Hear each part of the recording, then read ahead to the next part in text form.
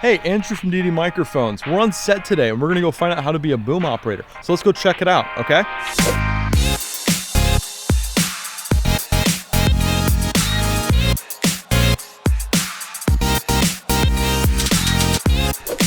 Hey, so now we're on set and Paul's gonna teach us how to be a boom operator. Paul was on The Amazing Race. Hey Paul, Yeah. Can you teach us how to be a boom operator? I'll do my best. Cool. Well, the first rule you gotta understand in being a boom op, the name of the game is utilizing your boom pole to position the mic in the correct place while staying out of frame. Out of frame. Never Now, this. The first thing Paul mentioned is getting the mic in the proper position. It should be no more than 6 to 8 inches above the forehead and aimed at the mouth. Be sure to check the frame line or have a camera operator let you know when you're in. For long interview setups, use a boom pole holder to save your arms.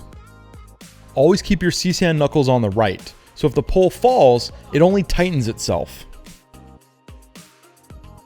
So we just saw you set this thing up, we checked your frame line, you made sure everything was good, and you weren't in frame, but still as close as possible, right? That's right. Right. But didn't you cheat using this thing? You may call it cheating. I call it using all of the tools to my advantage. Okay. But I want to learn how to be a boom operator and hold the actual boom. Can you show me that? So if we're not gonna use a boom, maybe we would do something like a walk and talk. Let's show you how to do that. Let's go do a walk and talk. Hey, so what did you mean by walk and talk? Well, it's real easy. It's when you and your talent are both walking while your talent's talking. Yeah, no, I should have. Yeah, okay.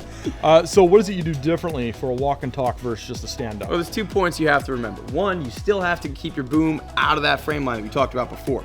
But because you're walking, you need to be able to do that while you're walking with your camera operator, because you're a team. Okay, so let's tag team this. Big thing about houses is the trees. You get small trees. A quick tip for walking in tandem with a camera operator, always keep your body open to them. Really makes the people feel. Be sure to walk quietly. Always check with the camera team to see if the frame line is going to change during the camera move.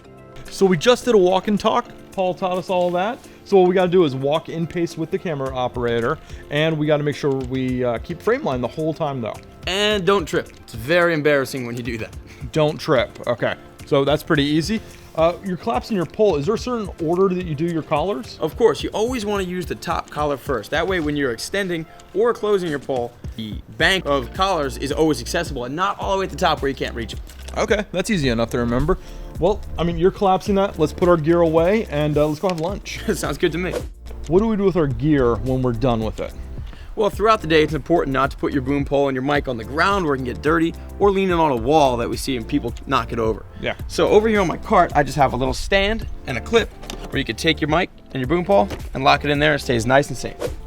And there you have it. If you like this video, don't forget to hit the subscribe button. And you gotta hit that bell for notifications when we post new videos weekly. Leave a comment and tell us what you do when you're a boom operator.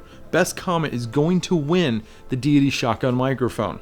I'm Andrew from DD Microphones. Remember, sound is half the picture.